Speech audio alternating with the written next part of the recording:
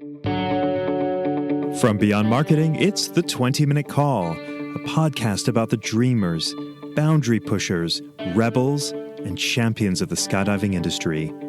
Each episode is a narrative journey highlighted by the highs, lows, and luck that the skydiving industry delivers, as told by the most influential people within the sport.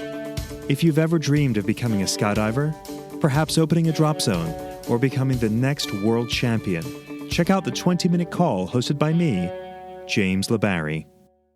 My guest today is one of the world's most celebrated skydiving camera flyers, with a career that spans over 30 years and more than 28,000 jumps.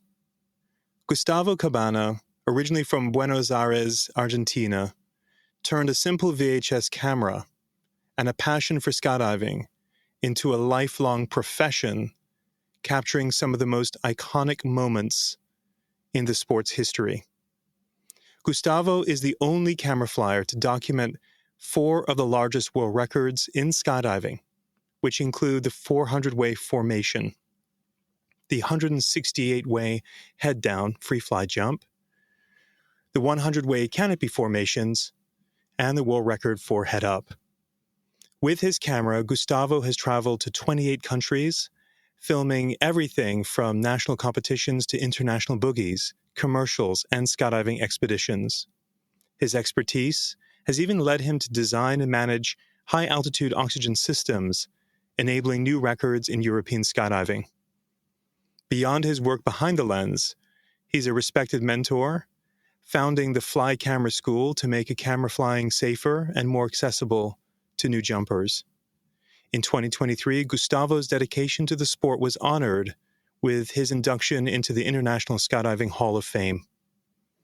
Based in Catalonia, Spain, he manages his photo and video studio, and he continues to film at Skydiving Pura Brava, Europe's premier drop zone. I'm thrilled to welcome Gustavo Cabana to the 20-Minute Call podcast. Welcome, my friend. Hey, thank you, James. It's an honor to be here today. After listening to your podcast every morning with my breakfast, it's a pleasure to be here now. Thank you for the invite. It's my pleasure. It's long overdue. We've been talking about this for some time, and I'm glad we were able to make it happen. Gustavo, I mentioned in your introduction that you are or grew up in Argentina. Yes. Family of 4. Yes. And your father was an accountant and your mother was a photographer. Yes. So what kind Actually, yes, Yeah. tell me. Go ahead. Yes, I have 2 sisters, 1 brother, a father accountant, a mother, and very important, a grandmother, which was Spanish. That's where my love for Spain came from. She was very special in my upbringing because I wasn't a normal child. I didn't speak until I have 4 years old. I don't have friends. I have a very reclusive life, no sports. I was more into reading and writing and design stuff, technical stuff, building stuff, Years later, I found out it's a syndrome called Asperger, which is have some characteristics like when you want to do something, you are very focused in that. You dedicate all your life, and evidently it worked for me over the years, because everything that I do it all the way. I don't do it like, no, I'll do this. I get like obsessed. And that's what happened before when I was a musician. I used to play music. And then when I start to do skydiving. That's interesting. I know many people with Asperger's, and I know one of the characteristics is to be not comfortable in social or large group sort of situations. But I have seen you in these situations all the time. You don't appear to be uncomfortable. I think it looks like depending which situation, in which people, in how I myself, It's as you say, sometimes I can be very social, but most of the time not. I'm reclusive. I don't want to listen to people. the sounds is painful for me. The noise in the hangar, I always cover my how you call it, hearing protector, your noise cancelling. I really, that kind of a pain in the ass for me. But yeah, I can be very social and no. But for sure, I'm help me with focusing when I'm doing something, First, as I tell you, my first passion was building stuff. Because I didn't do sports, only swimming when I was a kid.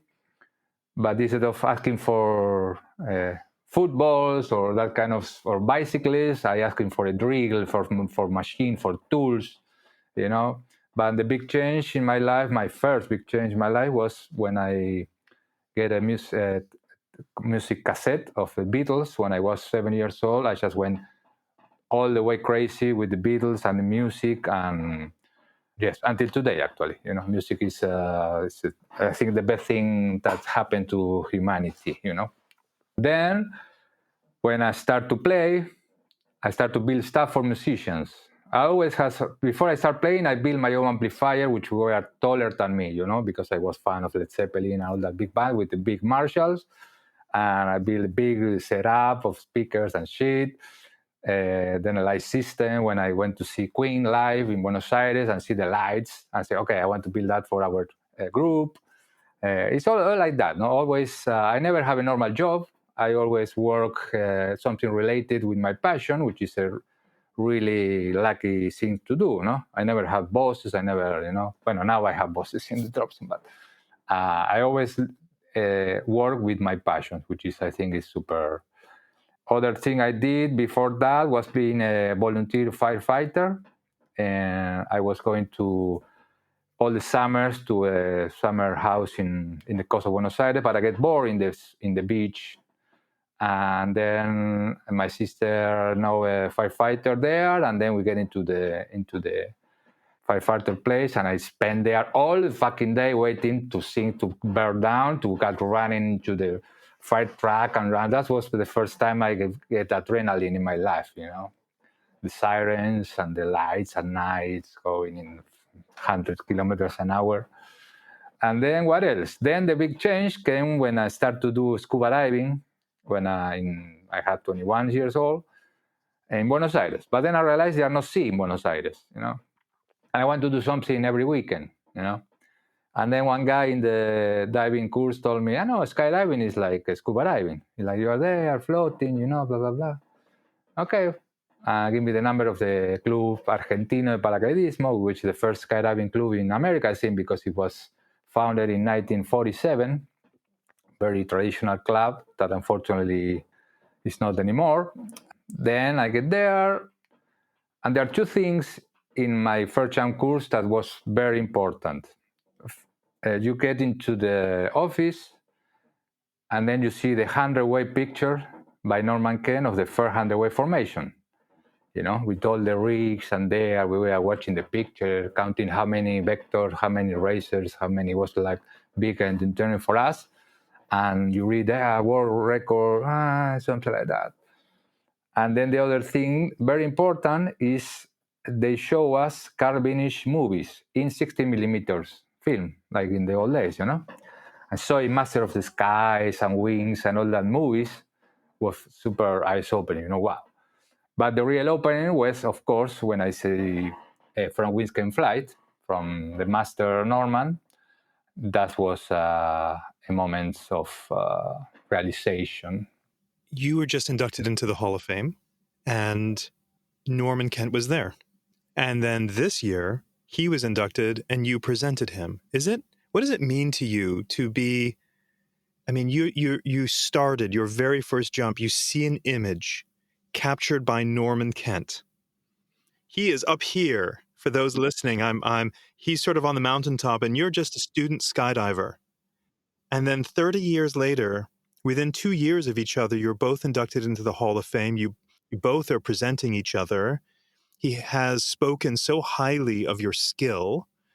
You have earned his respect. What does that mean to you? Isn't that amazing in terms of how full circle that is?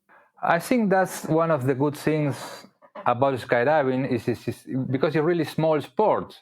nobody cared about skydiving outside us, and you have the chance to meet your heroes, I remember the first time I met him was in the land in 95 when we went. That was the moment when everything changed because that was my first contact with professional skydiving. And he was there shooting Diana, the Diana, the freestyler that I saw in the movie.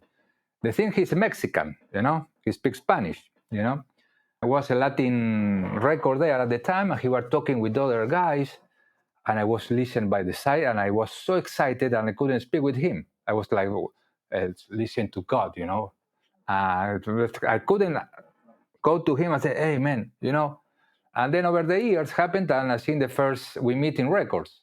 I think the first record we meet was canopy formation record in 2001 or 2. We were buddies by then. But of course, not buddies. We were knowing each other, but the thing is, he liked to speak Spanish, Of course, like everybody wants to speak his mother language. We just hit other from the very beginning, and that was over 20 years ago, Over the years, the funny thing was we meet when we both wanted to do free fly. We meet at the Fly for Life camps as students. We were both with our G3s, our GoPro 2. What are you doing here? I'm trying to do this new shit, That was super cool. Yeah, and actually we are very good friends. He helped me a lot. I help him whenever I can, and he recently come to visit here for a few days. It's amazing. It's really amazing. Amazing. What did your family think of you getting into skydiving? I did the course in secret, Nobody knew. My mother suspects something because Saturday morning, the kid going out of home and say, no, I'm going to, no say, I don't remember what was the excuse, And then it wasn't the whole day with rounds and all that thing. One of the exercises we need to do is when the round canopy you land, or the canopy inflate, and they drag you in the ground, and you need to do a maneuver to stand up. Have an instructor who were like a motherfucker and say, okay, people grab the canopy, you throw yourself in the ground, and people start to run away, and you need to get up. At the end, all my back was scratching by the ground. And then I was at home one day and take off the t-shirt. My mom said, what happened in your back?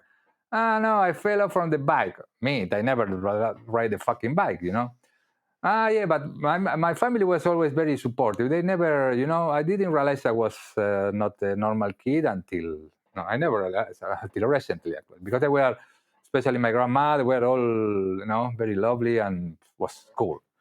The theory about not telling them is because I didn't want to worry them, And my way of thinking was, if I jump, I could tell them how it is, the experience, until it's safe, not safe, The funny thing, the first time we went to the drop zone, we were outside Buenos Aires because all the training we do it close to Buenos Aires. The first time I go to the drop zone, I get to the club, and there one guy in stretching, getting out to the hospital because was broken, broke the legs. At that time, with round canopies, you land in an uneven ground and you broke yourself because, you land like a super hard. You need to land in a very even field. I land and jump, amazed, boom, bam, divino. I come back home and I tell my mother, where you been? I came at night, Saturday at night. I say, what the fuck, Where you been? No, I jump parachute. And my mother said, really? Wow, that's awesome. What? Tell me how it was. Boom. From now on, my mother was the number one fan, showing my picture to all the neighbors and family, always supporting me, because in the beginning I didn't have much money. It was cheap jumping back then because it was a club, which is we shared the resources and all the things, and we were supporting me until ever, always. It was super fun. It's a shame she wasn't alive when I get inducted, There's a few people that really helped me over the years, like people from the federation, the president, the secretary of the federation, and I will love to have them alive to see them, because they really always believe in me and help me out, If you're a DZO or DZM listening to this podcast and you're not using Burble, I've got a question. Why not? If the reason is price, what's the cost of your time? Other booking and manifest softwares are a one-size-fits-all. Burble was built from the ground up by a DZO for DZOs to maximize efficiency. Now, isn't that nice? There's no software that compares. Choose Burble. Burble. Gustavo, by your 70th jump was the first time you put on a camera helmet and you strapped a VHS recorder, I suppose, to record from the camera onto a tape. It's hard to believe that that was what videographers used to wear. At what point did you decide, I want to do this all the time? The thing with the camera was a World Championship of FS in Foz do Iguaçu in Brazil in '87. A delegation from my club went there, and I saw the camera flyers using that system, which is a VHS recorder in the chest and a camera connected with the cable, because that was the first system, portable system they have in the beginning. It was much smaller than the earliest system, which was like my McGowan used, which are the really big recorders. This was pretty. They bring the idea, they bought the VHS, the camera, and they build a helmet, no? When I arrived there, nobody wanted to use it because it was kind of normally want to have a thing in the chest, you know. It was funny because you open the lid and you hit play and record, you know, power the recorder, play, hit and record, close it, you know, like at your home. And I was there, at that time was only a classic discipline like accuracy and style. There was nobody, there's only a couple of guys doing it by then. Everybody was into FS, no? Four-way was the standard thing. Everybody wanted to have a suit with salchichas in the side, you know, and get turn points. The thing is, I was in a team, you know. Of course, being a team for me is kind of weird, you know. I always was independent guy, you know. It's kind of, but the worst thing for me was trying to remember the maneuvers, trying to don't the pressure of not fucked up, you know. It was kind of, I wasn't enjoying that, you know. I was enjoying the jumping, of course, all that thing, but not the thing of the pressure, you know. And we were a team of 5 doing four-way because there never was all 4 people there, 5 people. But one day it wasn't the 5 people at the drop zone. And they say like, okay, one can go to do camera, you know. And I saw the camera there. I said, yeah, that's a good idea. Instead of the toning suit with very tight, you know, with grips, I get a very baggy suit, and I jump without the camera, just to practice to be on top of the formation. And I remember, just even without the camera, jumping, follow the guys, and being in the jump, but outside the jump, being on my own, is like my fucking dream, you know? It's kind of, I don't need to worry about what they're gonna do, I'm here, and I learned from that jump without camera and said, this is it. This is absolutely it. This is what I like to do. Next jump, I put the recorder, you know, blah, blah, blah. I still have the VHS. It's funny because I need to go to the video rental place in town to buy a blank tape for the VHS because I have the machine but not the tape. I still have Lanzamientos 1 is the name of the jumping one.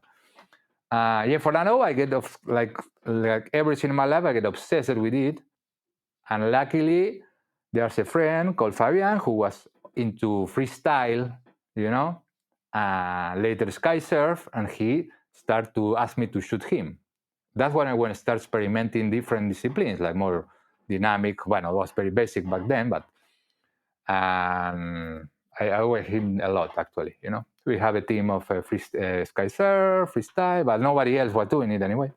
Yes, and that's the start, you know. How were you able to afford, because once you started traveling and getting out of Argentina and going to other places to get more skydiving in and you know, develop your camera flying, what were you doing to help afford your travel?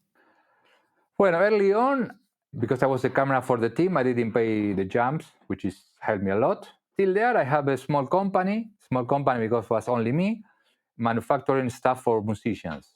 And mainly, I was doing fly cases because there's a lot of importing instruments in Argentina in the 90s the people buy keyboards and guitars and things, and they don't bring the fly cases because they are heavy. And I did custom cases for years. And then I did tripods, speakers, or support for studio recording, whatever it is. Because I was one of the things that happened in my life, luckily, was I went to a really good technical school in my secondary school. They teach you to do everything, work in wood, in iron, in soldering, in manufacturing, all kind of things. Was amazing. That means I have the ability to use my hand and tools to do anything I want. Still today. My wife is a musician. She's a former opera singer. And with her brain, she is amazing at data and the type of work that has a lot of data in our business. Do you find that being a musician and that musical brain and that engineering interest of building things, how has that helped you as a camera flyer, or has it? Actually, I can't call me a musician. I was a player. I played guitar and then a bass for many years, including professionally. But I wasn't so crazy like studying. I never learned to read.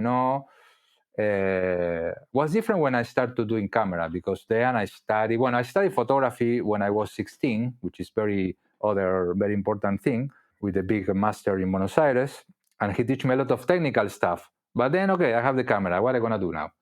I started shooting musicians because I was playing back then, and then doing some weddings and things that I hated absolutely, 100%.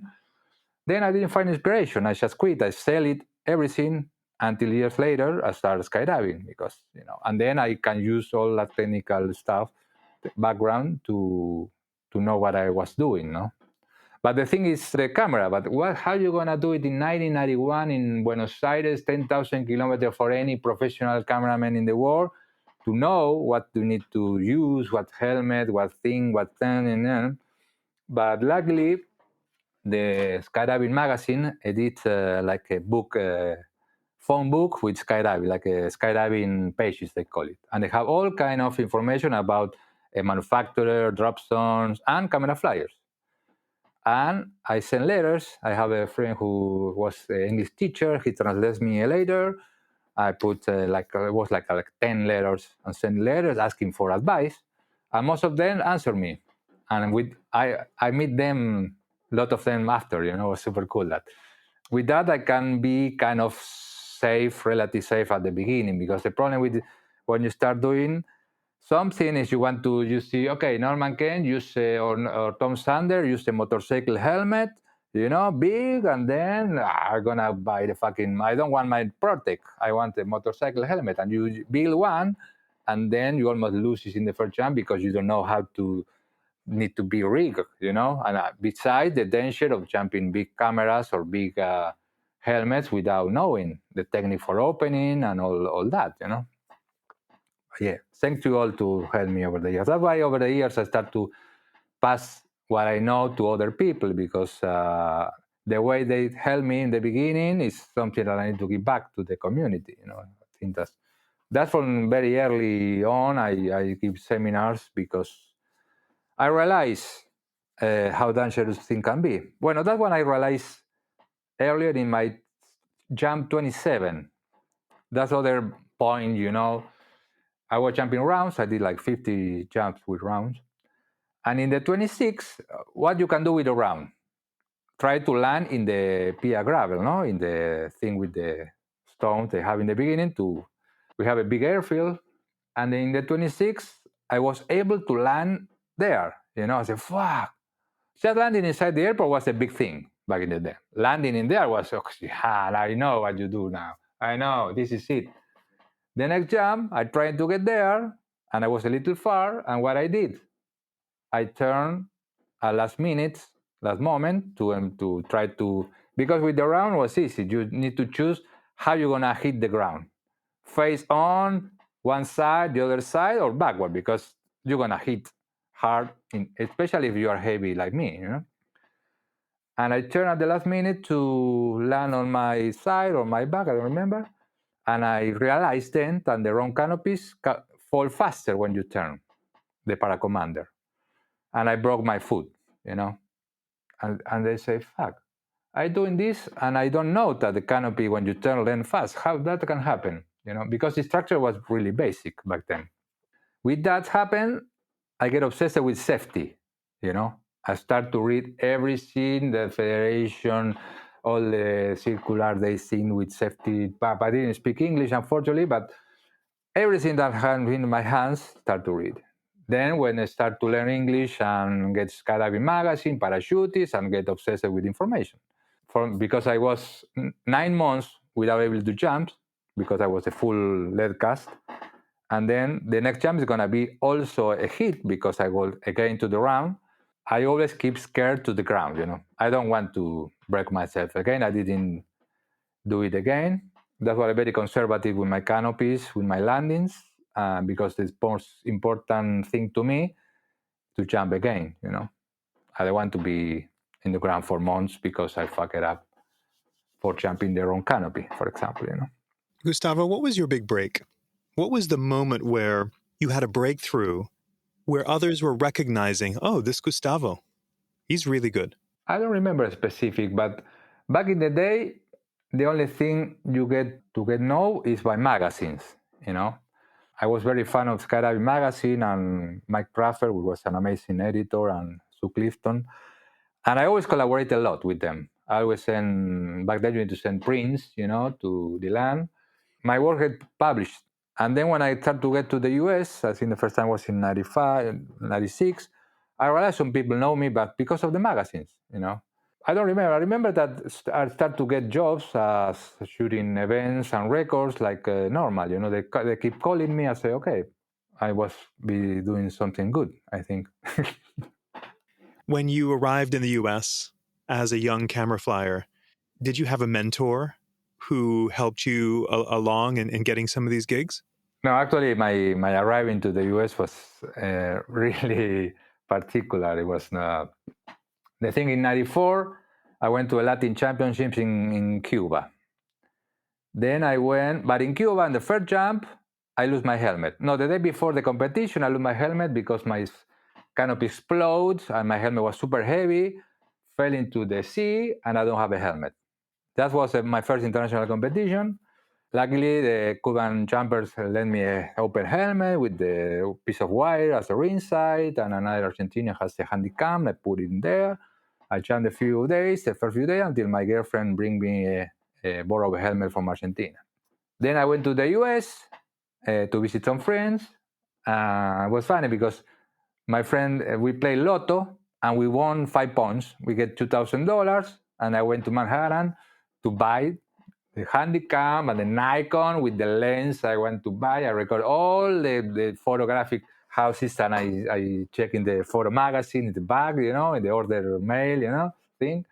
And then I went to Florida because I knew Mark Hewitt when he was in South America before, and he was in Berland. Berland was a drop zone like Jerry Bear has near Orlando. I don't remember, near Tampa. I don't remember where I was. Then I jumped there. I did a 9,000 Jerry Bear jump, as a participant, because I did a couple of big waves besides camera. But then the next year, we went to the land to train with an Argentinian team, 100 jumps. I think we did 80. And then I saw what the professional skydiving is. I said, wow, this is it, And then at the end of that year, I went to Brazil to a symposium by the Airpress magazine that Ricardo Contel did. And there was a lot of manufacturers like Jean Leblanc, PD, UPT, Racer, and giving seminars. But the key of that thing was Chris Gay was there. He was working for Flight Concepts and gave a seminar in canopy formation.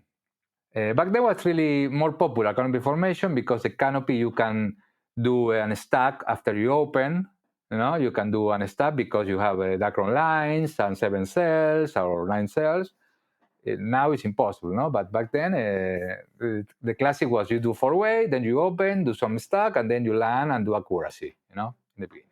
Not myself, but most of the people back then. And then he gonna give a workshop at Boituva drop zone in crew, because there's already few crew jumpers in Brazil. And I went there and I filmed. And then I went crazy with canopy formation. And look at that mentor I have, because I never touched my real riser back then. Front riser, we only have toggles back then. The other two, nobody knew for what was, And then he told me, no, to go up, you grab your rears and you go up. And so, wow, this is amazing. When I fell in love, I took some pictures of the first big waves in South America. And the next year, he invited me to Atlanta to shoot the base for the next world record in canopy. The flight was called it the organization who built that, who was part. We went there with a few crew guys from Argentina. I shoot, and the idea was, okay, if I go, but the thing, I didn't have money. I need to sell my camera to buy my flight ticket, borrow an NTSC camera because my camera didn't work in the US, and get there. I shoot the event and say, okay, I will try to get some jobs in the US. Two things happen. The first, I get stone in my kidneys. The most painful thing in my fucking life. As everybody who knows that. I don't have insurance. I don't have a credit card. I don't have nothing. I don't have money. I went with $300. And then I start to feel pain. I don't know what the fucking thing happened, Then my body said, okay, there must be stones in your kidney because of my back. And the guy told me, man, you need to come back to Argentina. You can't stay here, And I said, fuck, if I go, how am I going to come back? I decided to stay anyway, I went to a bookstore to read about medicine. I said, what you do for kidneys? Okay, you need to drink a lemon, and you don't need flour, It was the thing of my diet. It was a really bad diet back then. No fruit, not much water, and stay and hanging out there. But in Florida, it was the end of the season. No, you need to go up north. Luckily, I have my good friend Malte, who has a band there, a Conoline band in a drop zone there, and I borrow. And with that, I drive all the way to New York, to the ranch.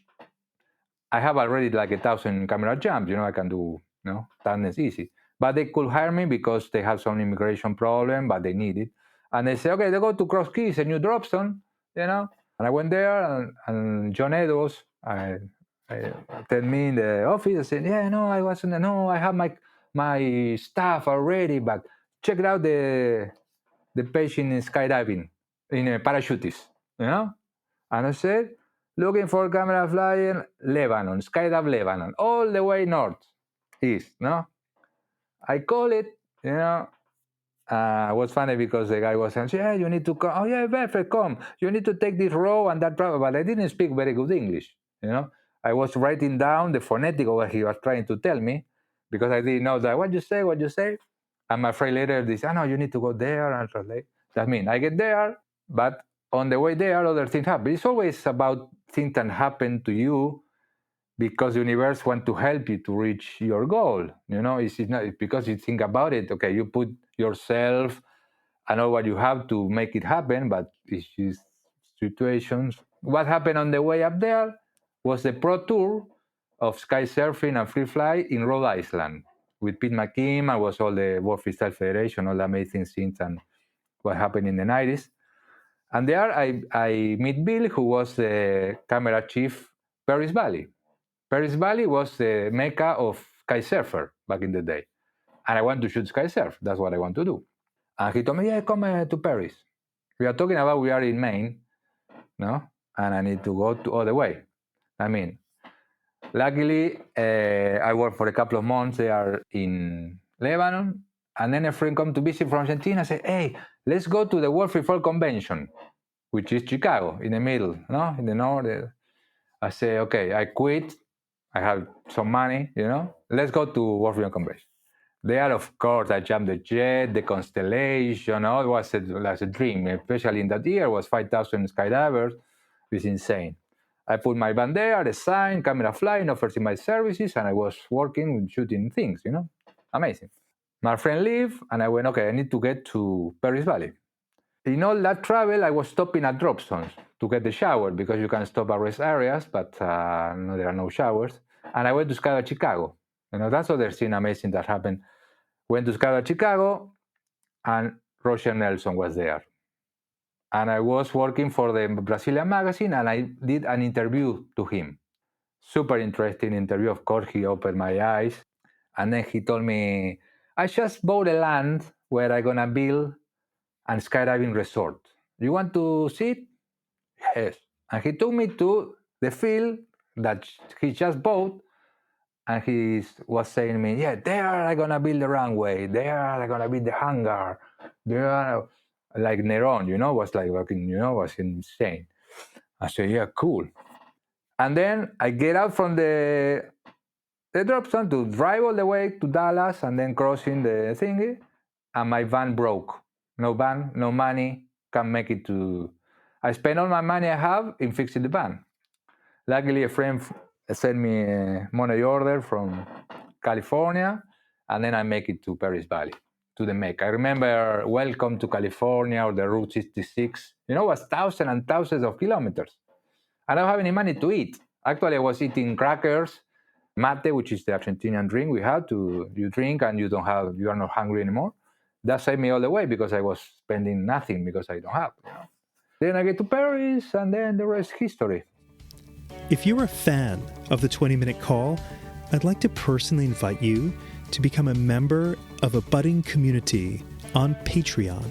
By becoming a patron of the show, you can join me behind the scenes to discuss options for future guests, chat about things we've already heard, and gain access to some show swag. Details on how to become a patron can be found in the show notes. I'd love for you to join me. Okay, on with today's show. One thing that you're mentioning is you were poor. I mean, you had no money. Did you ever feel worried? Did it ever weigh you down? I mean, it sounds like you have a dream. I mean, it almost sounds like a movie. You're our hero, and you have a dream, and you'll stop at nothing at the dream, and you're so focused. Does doubt creep in going, gosh, I mean, how am I going to make money? How am I going to support myself? Did that ever creep in? I mean, this seems crazy. Yeah, maybe a little crazy, yes. But no, I remember once I was in the parking lot in a drop zone in my van in a violet chair. I found out the coach like the coach brothers, happy there, and the guy told me, "You are happy, no worry about nothing." No, I feel no. I think like we can say I was on a mission, but because I was in the Mecca and skydiving, I was in the US, I was reading all the thing about the US in the magazines. I have David Gray was an American who was living in Buenos Aires for a few years, and we were part of the team, talking about the ranch and blah, blah, blah, and I've been there, like, I don't go back home now, I'm gonna stay here and learn and meet all the people I need to meet, and if I don't eat much, I don't care. So I wasn't worried because I said, okay, I knew could shoot some tandems when I get to Paris, and I don't need much money, actually. Simple. I was on a mission. I was like, I was happy to be there, and I knew it's gonna be good. I remember it sounds like kind of strange, no? But I was writing letters to my family, and I found out one. I was telling him, yeah, I'm eating some pasta today, and blah, blah, blah. Yeah, all good, and keep driving. I said, and they were worried, and I said, but don't worry, I'm gonna be, and I'm gonna be the best, like I have something to incite and make me want to be good at what I was doing, I want to be like Norman. I want to be with the people, with the best people in the sport. Not that I want to be myself. I want to be with the record guys, with the people who push the sport, no? And luckily, yes, over the years, I've been with all of them, more or less, You most certainly have. One thing, as you're saying that, when I think about Dan BC's story, when I visualize it of him leaving Ohio going, I need to jump with the best. And he's on this pilgrimage, I think it was to California, but happened to stop in. Yeah, amazing story. Yeah, amazing, yeah. At Skydiving, Arizona. And of course, that meeting with Larry Hill, is the beginning of the rest of the story. your story reminds me of Dan's journey of this focus. And in speaking with many world champions or high achievers in skydiving, the one thing that seems very common with everyone is this lack of fear of sort of security, this comfort in going, I'm so committed to this that I'm okay if I don't have financial security. I'll just figure it out. I'll make a way. And that's very clearly in your makeup as well, Gustavo. I think it's a trust is that the thing will work, you know. I think maybe it's because we believe it's something good that we are doing. It's gonna be good for us or for the people or for the sports. And I always believe that if you are doing something good, the universe will gonna help you. If you are a motherfucker, maybe not. But if you are doing good and you wanted to do it for the good reasons, you know, it's gonna happen. Gonna happen. I never was worried in my life about money. You know, I never still today. You know, which is now is a very hard time in skydiving. I always was. If I have a job shooting tandem here, if I have an event or a record, no, we can pay you. I'm gonna go anyway. I never gonna stop doing to an event because they don't can pay me or they know if I stay here shooting tandem, I'm gonna lose money. Go no. For example, the canopy formation records, there are special people who are sharing. They don't pay. They never pay for years, and I shoot since the first one in 2001. I shoot all of them until now because, come on, I shoot tandem to pay the rent, and I go there by my own, and I shoot them. I'm happy. Yeah, but maybe if you have a family or kids and things, everything's changed, no? But that's maybe because I don't have kids. I have a dog, very nice dog, in Brazil. You mentioned, the canopy formation or, the crew community. I have definitely observed the crew community is very unique in skydiving. I mean, the most generous, caring group. And if you show an interest in wanting to do crew, it's like, they grab you and they pull you in and they'll do anything for you because they have figured out that crew is so much fun, whereas so many skydivers like a crew and everyone's parachutes, basically being connected and bumping cells and all of that as crazy. I almost look at it like crew dogs are like skydivers talking to people who have never jumped before to other skydivers. Like, hey, no, this really is fantastic. You need to come. It's a wonderful community. Next question. You are the only camera flyer to document the largest world records in skydiving, 400-way formation skydiving in Thailand, the 168-way head down, the 100-way canopy formation crew record, and of course, head up 84-way. Can you share a story about the 400-way world record? Because, it's something that I remember so vividly happening, and still I'm in awe of that record. Can you firstly share, were you scared? I mean, this is something unlike any other major formation that's ever been done. What is important in anything you do is to do it gradually, no? I start shooting big waves with the Brazilians in the 90s. Carmen organizing 65 way, 70 way, then 80 way, blah, blah, blah, blah. Because of that, you get used to jump with a lot of people. Then I think from that 80 something we do with Brazil, I meet Henny Wiggers in one of the Venus National, because other thing that happened thanks to Paris Valley, have the opportunity to shoot nationals. In the nationals back in the day, there's a pool of camera flyers. The team can go there without the camera flyer, and the organization puts camera flyer for them. That means you go there and chat with a lot of teams in 4-way, 8-way, 10-way, 16, 20. I don't know if it was 20. Then I did in Paris Valley in 97, 98 in Arizona, 99 in Sebastian. And then the rules changed, and I can't do it anymore because I was a foreigner. But in 98 was the World Cup of canopy formation. in Arizona. And Henny Wiggers was the boss of the camera boss of the world team, the organization to do all the big wave record back then. And I met him, and the record back then is going to happen in Brazil. And he always wanted to put the local camera flyer whenever do the record. And he thought I was Brazilian because I was shooting a lot of Brazilian record. And he invited me to the record, no? Because, yeah, Brazil, boo, boo. Thank you, Brazil. Finally, the record was in Thailand in 99. It was the first one of the attempts to do 300 wave. That was in 99.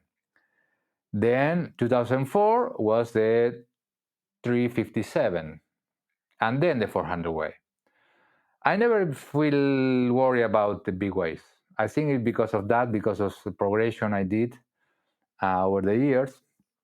And the funny thing about the 400 wave, in the previous record, was the worst events I ever had in all my life. No, I went to Thailand again after 5 years without the visa. I have still Argentinian passport back then. When they didn't let me in because no, after September 11 they changed the rules. Now you need a visa. What am I gonna do? You need to go to Kuala Lumpur to get a visa and then come back. They asked me to buy a ticket. I was in custody, trying to call BJ to send me someone to get me out.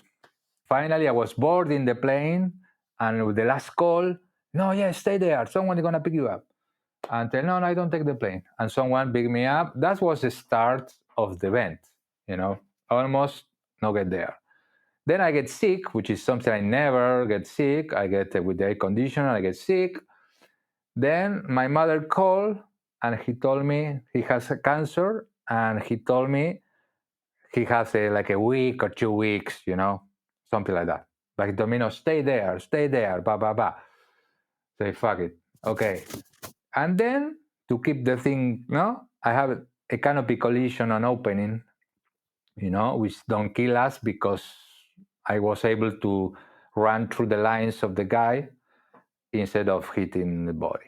It was a kind of out of the body experience, was really particular experience.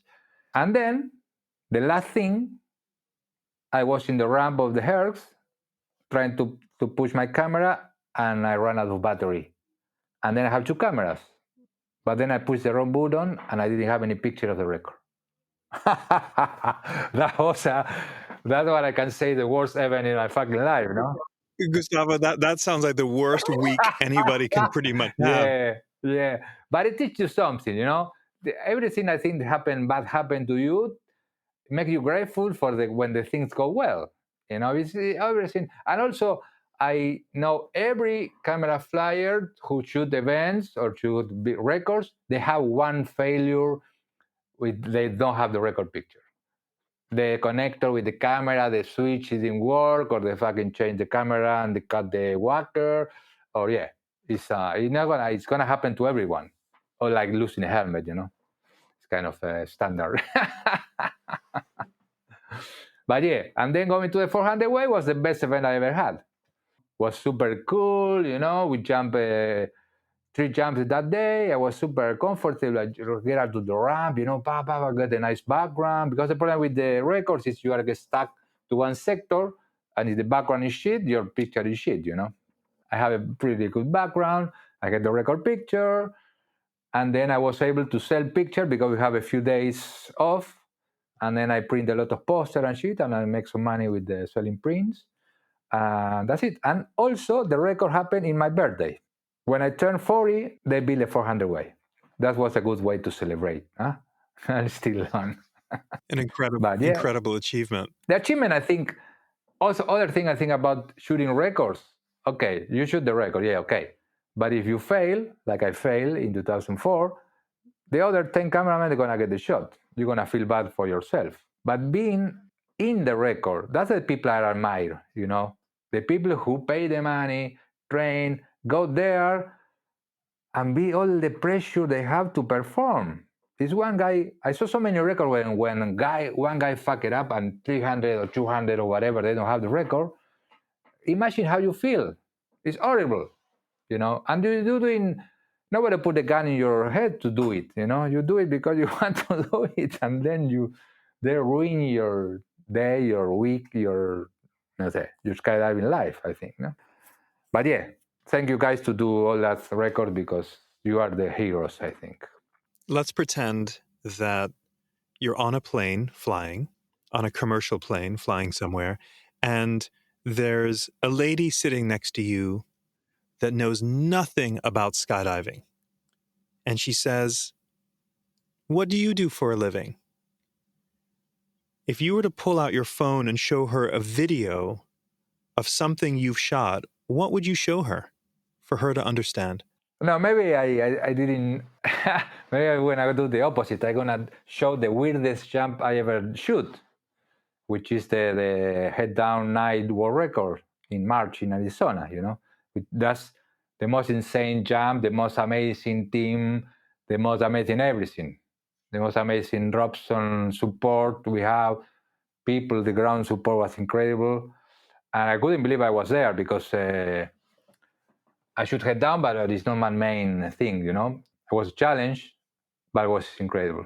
This is one of the highlights now of my camera flying for sure.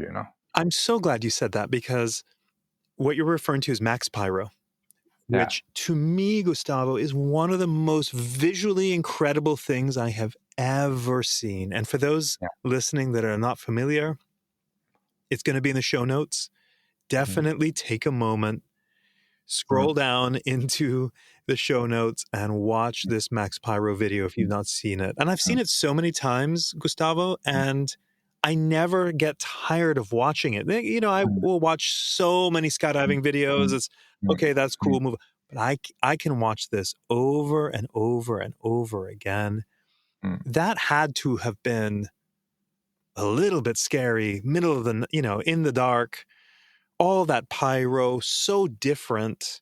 Can you share a little bit more detail about that experience for you? The particularity about the record was an invitational. Normally the people apply to a record and then go to camps, tryouts, and blah blah blah. In this case, they were the top of the top. People who can do a 40-way with the eyes closed. For them it's like doing a 4-way. But I think all the technical side, many don't even jump at night before. Minus with pyro, and all the procedures you need to do with the pyro to turn it on, the system, power on, but not touch the control, because if one pyro get light inside the plane, the event is done. Of course, which drops are gonna let you have pyro inside the plane? 20 things of pyro, 4 cartridge each, only in Arizona. I mean, insane. But they say, okay, don't fuck up because we can allow more jumps. Of course, we have fire pouches inside the plane in case someone go out. They need to put the thing inside. Blah blah blah. Luckily, don't have it. But you can see all the people, very experienced people, and everybody was kind of okay. This is this is hard, for everybody. For me, I don't mind about the night because I did many demo jumps with the Chris and the crew guys. And also what is good about jumping with that level people, you are not worried about the people. Because normally in the record or the big waves, you are worried about the rest of the people, or in any free flight jump, because sometimes you can be hit by someone who have a bad day. But they are okay. All these skydiving parts, okay. This is okay. It's not gonna happen. They're gonna go that way. They're gonna be there. They're gonna be there. Boom, boom, boom. I don't remember it being particularly scary, actually. Luckily, I really enjoy it. I was worried about my flight, about my performance. That's what's worrying the more, because we were only 2 camera flyers, and we were worried about shooting the grips. We didn't know how gonna look for the judges, because normally if in the night formations, when there are the belly formations, you shoot it from the top and the lights are on the people. But here you have fire above the people. That means it's gonna be the bike light, a lot of light above, and we are worried about that. At the end, we need to have the help of Curtis to help us to make sure, we have thank you, Steve. Sorry, no need to come down from the formation. you have an amazing shot of all the grips. It was cool, really cool. It's interesting that through the entire breadth of your career, this year is one of the best jumps, in terms of memorable with the Max Pyro. It's I guess a point there is there's still so much to learn. There's still so much to do. Skydiving continues to evolve. It's not stuck or stagnant. Yeah, bueno, I always was hungry to learn. No, I get bored. The way I get bored. I still enjoy shooting belly, for example. No, but it's get repetitive because you are very limited on what to do because you can't be. It's also I think the difference between formation and free fly is one is 2D and the other is 3D. In free fly you have the freedom to shoot for whatever angle you want, especially in the movement jumps, which are, because at the end, vertical is the same than belly, kind of. The record you are above or below in your sector, but if movement jumps are the best for creativity, and it's evolving all the time. I did a bunch of Fly for Life camp, and every camp the new coach came and showed new movement, new thing to do, new forms, and then that helped me a lot to learn how to fly and anticipate what they're gonna do. It's kind of I'm amazed of what they're doing. They never stop because I love camera fly. I love the idea of my cameras on my head and I watching and going and framing, going there and boom, ba, bo, su, bi, ba, no? But in free fly it's dangerous. Or skydiving is dangerous. But free fly particularly dangerous because people are learning, they can lose the position and cork. In belly, if someone cork, go up, in a column of air, in free movement, they can go to the back, and you go there tracking and then you can hit. But there's a good cameraman kill in a break off of the angle fly, for example. That means I'm enjoying shooting, creating, what I have there and do it nice. But on the back of my mind, I need to concentrate and wear everybody. I can't lose sight of anybody because that's gonna come and kill you. They're gonna come from underneath or from the back.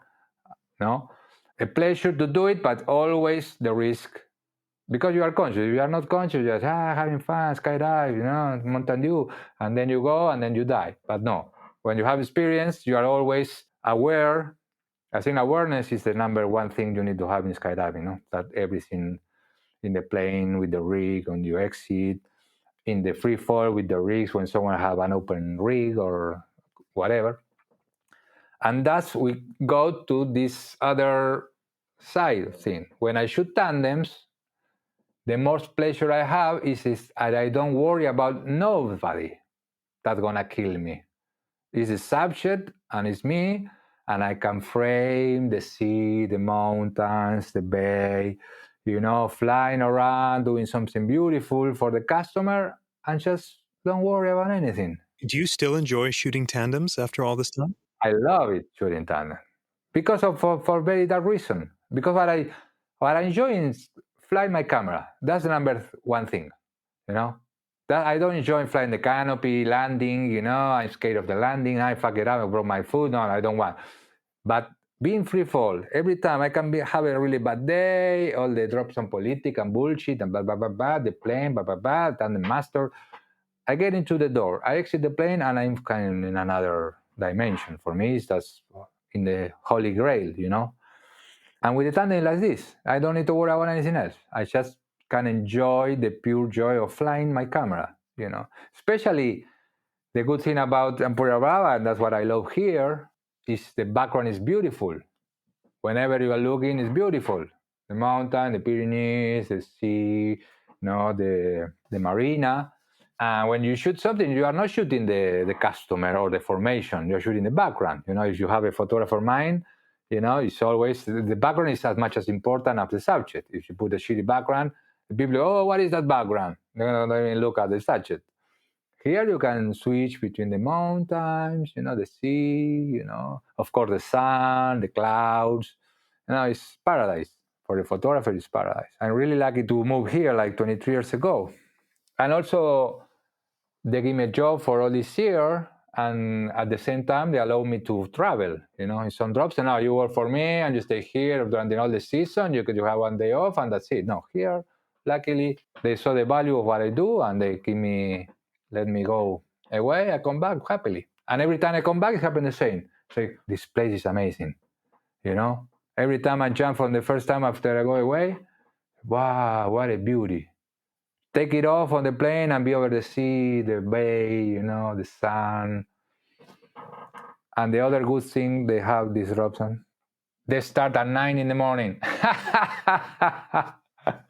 Because we are right there over the city, we can make noise, First take off at 9 at the most.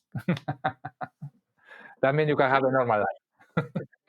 This podcast is sponsored by Beyond Marketing, the digital marketing agency for the skydiving industry. Now, I'm not a fan of lots of ads during a podcast. I mean, who likes ads?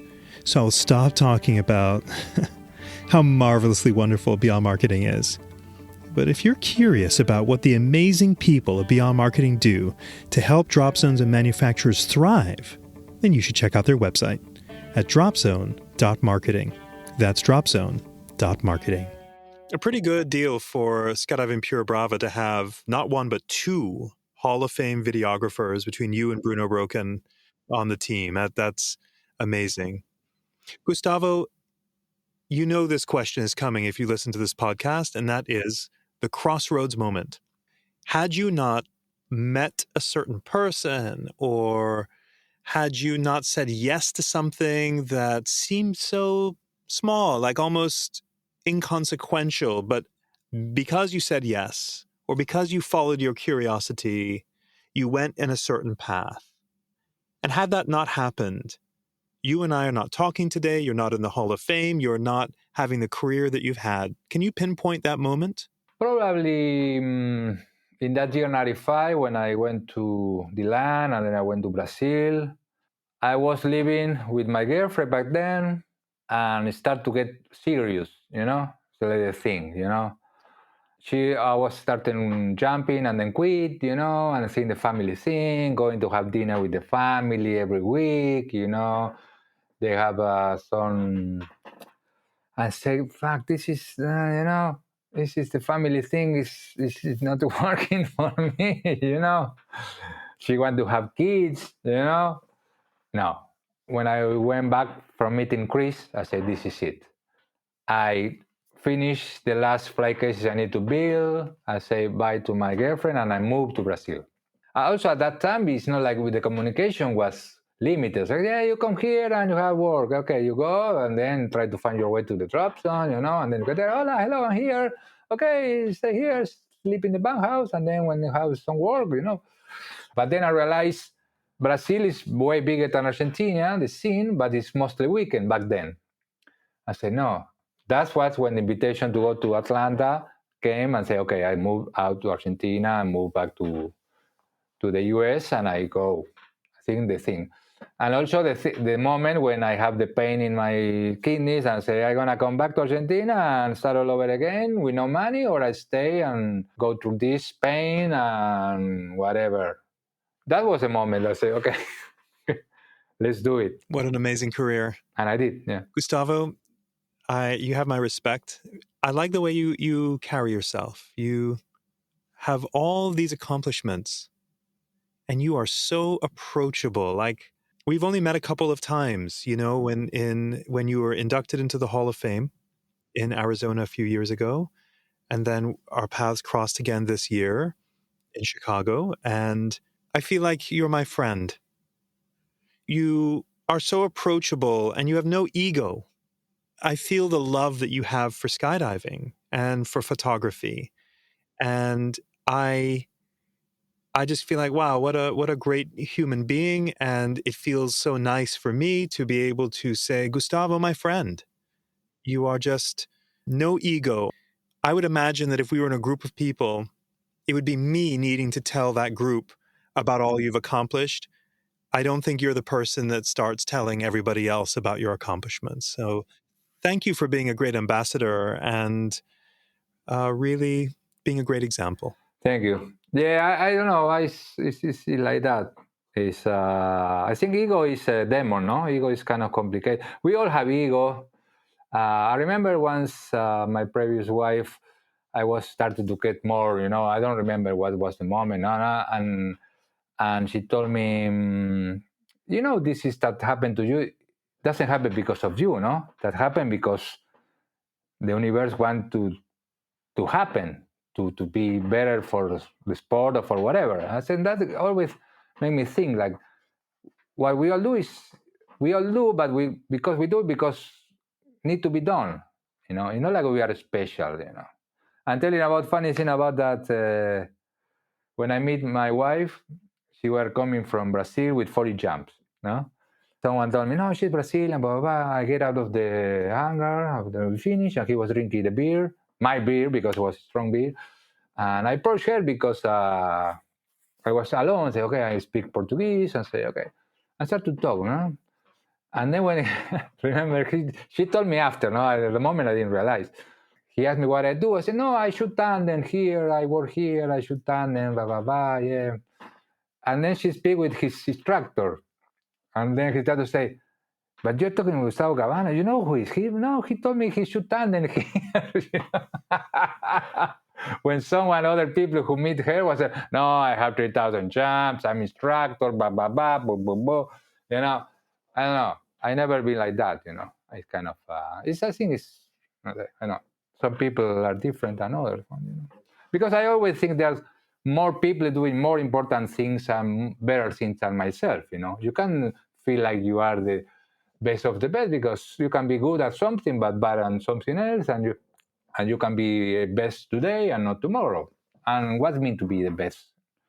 I want to be the best for myself. I want to be the best picture I can have. I want to be the best video I can shoot of the formation. I can, and also keeping the sport and giving back to the sport and trying not to stop, basically. Gustavo, is there any way that for those listening and who are inspired by you, if they want to support your art or your journey or buy your photography, how can they do that? Yeah, the thing with buying photography, that's the point. Back in the day, the camera flyer worked for free. Jump, they pay their jumps. Then they get free slots and they jump. Sometimes they put $1 each of the formation. That's in the US, no, in Argentina. And then over the years, you start to take pictures.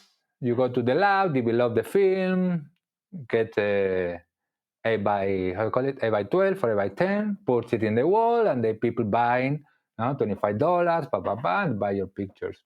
And the records, you can make big money because it's your fucking record picture, But then social media came, and nobody prints anymore. Because I think what happened was before the people want to go home and show what they do.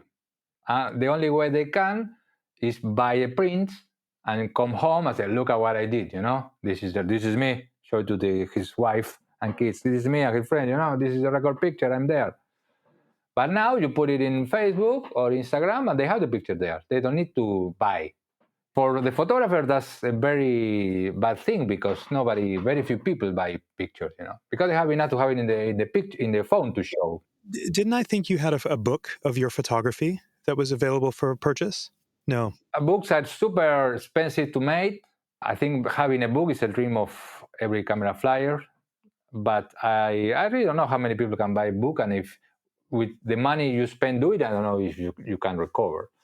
What I did is making a site, photographic site, where I put all the galleries of all the events I shoot. Also because I like to go back to events and things and have the picture somewhere. Because people in skydiving stay a few years and leave, no? But my way of thinking was cool for that people to come back to my site and say, oh, the record I did in 1999 or 2004. They can go and see the picture. Wow, look at me, I'm there. Of course, there's the option of buying prints or whatever they want for the wall, and that's the way to support my work. It's still less and less happening, But I don't care. Well, actually, it would be cool to have more money doing what I love, but still happy to get hired by the organizers, thank you organizers, to go to shoot the events, And then if someone buy a picture, thanks a lot more, And talking about galleries of all events, also I always was a collector of videos.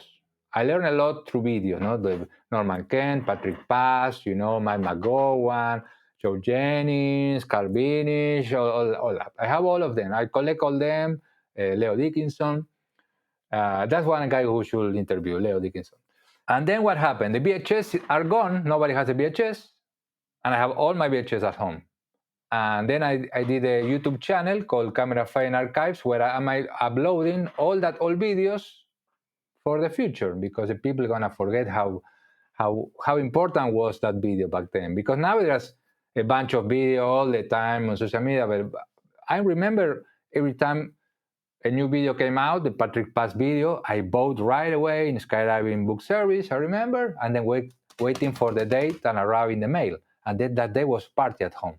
I put the TV, I put speakers, and then bring me on, And it was like you was watching that movie for all the fucking year. Not like you watch a video, 10 seconds or 6 seconds. I think it's the problem that people watch videos in social media now. Well, it's the same happen with music, no? Who listen to records now, no? Now it's all playlist, a song, and that's it. But it's okay. I keep listening to my records, my VHS, and... So we could view your work, potentially buy pictures, at GustavoCabana.com. And that YouTube channel you said is it Camera Flyer Archives? Camera Flying Archives. And then I have Gustavo Cabana on YouTube. If you go to my site, there's all the address there. Instagram, Facebook, my YouTube. I have a Vimeo channel, but nobody uses Vimeo anymore. I put some videos on YouTube, like my movie, the movie I shot last year, the documentary. That's the other thing I did, and I hope people watch it. I've seen it. It's called Sky Flyers. I've seen it. It's you fantastic. Watch it? No. You've seen it? Okay, cool. I wanted to show the relationship between skydivers and drop zone owners, which is one without the others, it doesn't happen. I really admire that the masters, event organizers, and drop zone owners, because without that tree, that's so true. We don't have skydiving. Gustavo, the time just goes like this, chatting with you. Yeah, then I talk a lot. Then fuck it, they're supposed to be up here, and I fucking talk like a fucking motherfucker. There's so much to talk about, right? I mean, I'm glad you talk so much about your experiences, because that's what we want to hear. So, my pleasure. Gustavo, thank you, my friend. This has been an honor. Okay, thank you. The honor is mine. See you around. See you around. Hey, everyone. Thanks so much for listening to the 20-Minute Call podcast. Please do follow us on your podcast app so you always have the latest episode, which is released every Monday. If you want to contact the team, our email address is podcast@beyondmarketing.xyz. This episode was edited and engineered by Garnet Znydrick of the YouTube channel Blue Skies Fun Days. Thanks for listening, and join us next week for our next episode.